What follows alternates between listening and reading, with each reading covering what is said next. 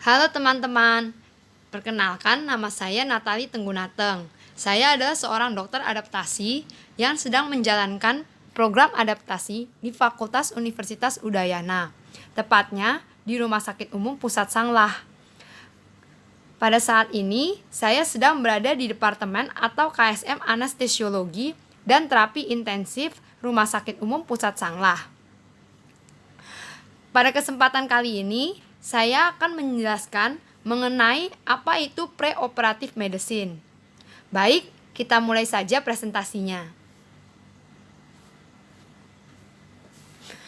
Apa itu perioperative medicine?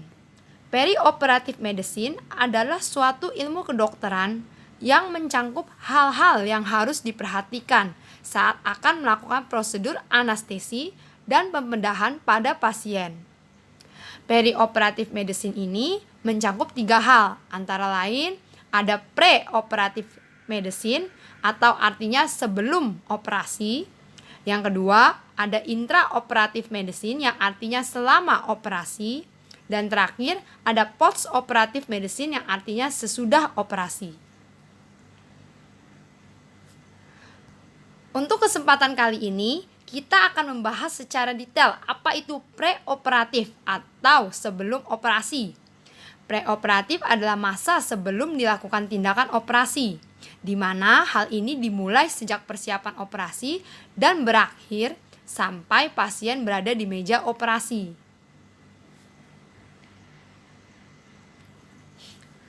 Apa itu tujuan manajemen preoperative medicine? Yang pertama, membangun relasi antara dokter dan pasien. Yang kedua, mengetahui diagnosis penyakit dan menganalisa apa jenis tindakan operasi.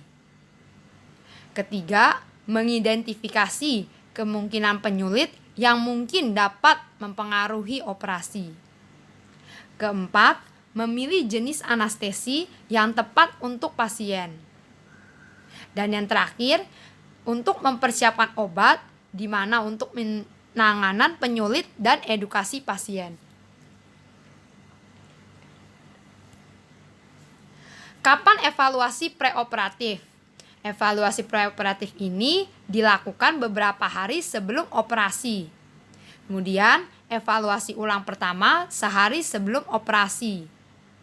Lalu, evaluasi ulang yang kedua sebelum dikirim ke kamar operasi.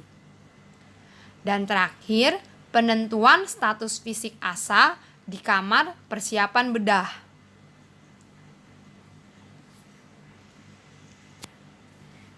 Selanjutnya kita akan membahas mengenai anamnesis.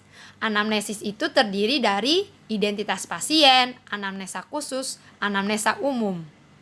Identitas pasien itu kita bisa menanyakan kepada pasien mengenai namanya, umur, jenis kelamin, tempat dan tanggal lahir, alamat, dan sebagainya. Kita harus menanyakan secara jelas mengenai identitas pasien. Selanjutnya, anamnesa khusus. Dalam anamnesa khusus ini, kita dapat mencari tahu penyakit yang berkaitan dengan bedah dan apa saja yang dapat menimbulkan gangguan. Selain itu, ada anamnesa umum. Di dalam anamnesa umum ini, kita dapat menanyakan kepada pasien mengenai riwayat penyakit sistemik, kemudian ada riwayat penggunaan obat, misalkan pasien itu ada penyakit hipertensi, penggunaan obat hipertensi, atau ada diabetes, jadi penggunaan obat diabetes, dan sebagainya. Selain itu, kita juga menanyakan mengenai riwayat operasi. Misalkan pasien pernah menjalankan sebelumnya itu ada operasi apa, lalu kapan pernah melakukan operasi tersebut. Selain itu juga ada riwayat alergi, di mana kita bisa menanyakan apakah pasien memiliki alergi seperti terhadap obat-obatan golongan penisilin atau obat-obatan antibiotik dan alergi terhadap makanan.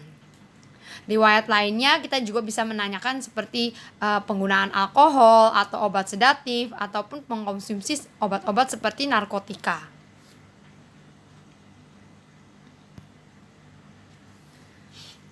Nah, selanjutnya kita akan membahas mengenai pemeriksaan fisik.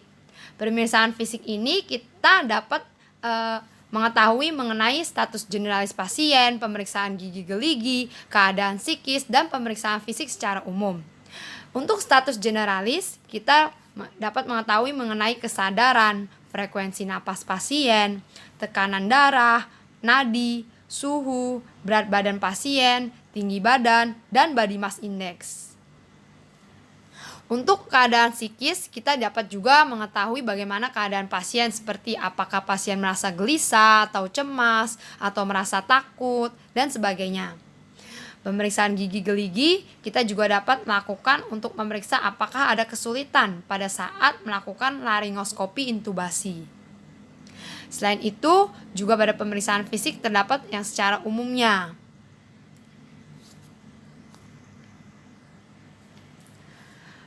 Pemeriksaan selanjutnya adalah pemeriksaan airway, di mana itu dapat terdiri sebanyak 5 bagian. Yang pertama itu kita dapat melihat melalui malampati. Dalam malampati ini, apabila nilai skornya itu lebih dari sama dengan 3, maka ada kemungkinan terjadi kesulitan intubasi. Nah, selanjutnya pemeriksaan airway juga terdapat evaluate 3-3-2 rule. Apa itu 3-3-2 rule? Itu artinya ada 3 fingers in mouth, 3 fingers feet from mentum to hyoid cartilage, dan yang terakhir 2 fingers feet from the floor of the mouth to the top of the thyroid cartilage. Selain itu, juga ada O dari obstruction, di mana terdapat presence of any condition such as misalnya epiglottis, peritonsillar abscess, ataupun trauma. Lalu ada L itu lock externally. Biasanya kita dapat melihat mengenai facial trauma, bird or mouth stage, ataupun large tongue. Selain itu yang terakhir itu ada neck mobility, di mana kita dapat melihat limited neck mobility dari pasien.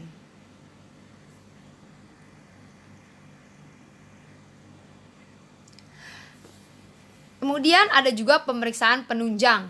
Pemeriksaan penunjang ini terdiri dari pemeriksaan rutin dan juga ada pemeriksaan khusus. Pemeriksaan rutin kita dapat melihat pemeriksaan urin yang terdiri dari pemeriksaan fisik, kimiawi, dan sedimen urin. Kemudian ada pemeriksaan darah lengkap juga.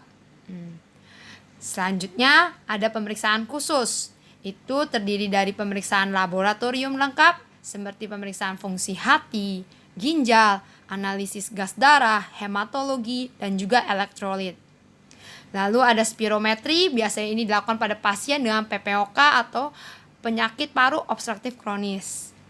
Lalu ada juga pemeriksaan radiologi. Dan yang terakhir ada pemeriksaan elektrokardiogram atau EKG.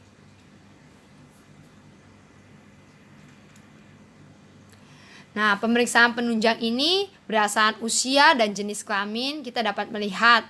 Pertama, usia kurang dari 40 tahun. Pada laki-laki itu tidak ada. Lalu pada perempuan biasanya disarankan untuk tes kehamilan. Pada usia 40-49 tahun, laki-laki disarankan untuk pemeriksaan elektrokardiogram. Pada perempuan itu ada tes kehamilan dan juga hematokrit.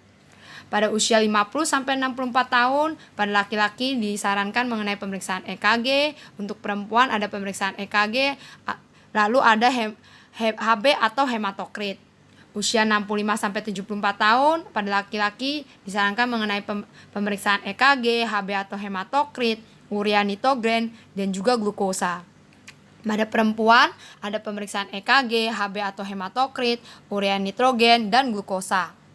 Usia lebih dari 75 tahun pada laki-laki disarankan untuk pemeriksaan penunjang seperti EKG, HB hematokrit, urea nitrogen, glukosa, toraks X-ray. Pada perempuan bersama dengan pada laki-laki disarankan untuk pemeriksaan EKG, HB hematokrit, urea nitrogen, glukosa, dan juga toraks X-ray. ASA classification. ASA classification ini terdiri dari 6. Untuk ASA pertama, deskripsinya adalah untuk pasien sehat atau healthy patient. ASA 2, mild to moderate systemic disease caused by the surgical condition or by the other pathological process and medically well controlled. ASA 3, deskripsinya adalah untuk severe disease, process which limits activity but it's not incapacitating. Untuk ASA 4, deskripsinya menjelaskan mengenai severe incapacitating disease process that is a constant threat to the life. ASA 5, moribund patient not expected to survive 24 hours with or without an operation. Asa 6, declared brain dead patient whose organ are being removed for donor purposes. Sekarang kita akan membahas mengenai one day care atau ODC biasanya. One day care ada perawatan yang diberikan kepada pasien yang masuk ke dalam perawatan dan akan menerima tindakan anestesi serta operasi yang kemudian akan dipulangkan pada hari yang sama, di mana biasanya berlangsung dalam kurun waktu 6 sampai dengan 12 jam. Kriteria pasien one day care untuk status ASA meliputi ASA 1, ASA 2, atau ASA 3, di mana dengan kondisi medis yang stabil. Untuk faktor sosial, pasien siap meluangkan waktu sehari untuk menjalankan audisi, lalu pasien tinggal dekat dengan rumah sakit, dan pasien memiliki penjaga atau kerabat yang dapat mengasuh dan menemaninya selama kurang lebih 24 jam pasca operasi.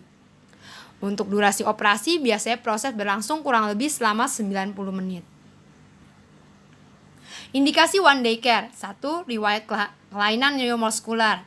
2. Obesitas dengan komorbid. 3. Riwayat penyakit metabolik, hematologik, atau endokrine.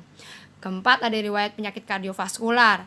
Lalu ada penyakit paru atau gangguan jalan napas. Dan yang terakhir, dapat penyakit ginjal. Premedication. Definisi dari premedication merupakan sebuah tindakan pemberian obat-obatan dalam melaksanakan tindakan anestesi untuk mendapatkan kondisi yang diharapkan oleh anestesiologis atau memfasilitasi prosedur anestesi.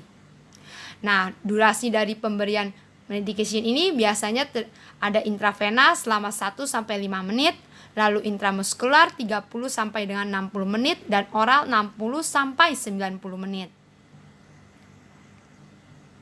Tujuan premedication, apa itu tujuannya? Yang pertama, mengurangi kecemasan pasien. Kedua, mengurangi rasa nyeri. Ketiga, ada mengurangi kebutuhan obat-obat anestetik. Yang keempat, mengurangi mual muntah pasca operasi. Yang kelima, membantu mengurangi produksi asam lambung. Yang keenam, ada mencegah refleks yang tidak diinginkan. Dan yang terakhir, mengurangi sekresi saluran pernafasan. Obat untuk premedication. Terdapat beberapa obat golongan untuk premedication dan juga fungsinya. Untuk golongan antiemetik seperti obat metoclopramid dan ensendentron, di mana fungsinya untuk anti mual dan muntah. Opioid, contohnya ada morfin, fentanyl, analgesia. Fungsinya untuk memberikan efek sedasi. Lalu ada golongan benzodiazepin, itu contoh-contoh obatnya adalah diazepam, lorazepam, dan midazolam. Fungsinya menghilangkan rasa cemas atau takut pada pasien. Untuk golongan antikolinergik, contohnya ada obat atropin, difenhidramin, glikopirolat. Fungsinya adalah mengurangi sekresi kelenjar. Selain itu, obat untuk premedication lain adalah golongan profilaksis aspirasi. Contoh obatnya adalah H2 blocker. Misalkan ada simetidin, ada ranitidin, ataupun antasida. Untuk golongan profilaksis aspirasi ini biasanya fungsinya untuk mengurangi pH lambung. Selain itu, obat untuk premedication lainnya adalah antihistamin. Nah, untuk golongan antihistamin, contoh obatnya itu adalah H1 blocker. Contohnya ada loratadin, lalu juga ada cetirizine. Nah, fungsi obat untuk premedication ini adalah mencegah reaksi alergi, misalkan alergi karena obat-obatan ataupun alergi karena makanan. Inilah contoh dari golongan obat-obatan untuk premedication. Sekian presentasi dari saya hari ini mengenai pre-operative medicine. Terima kasih.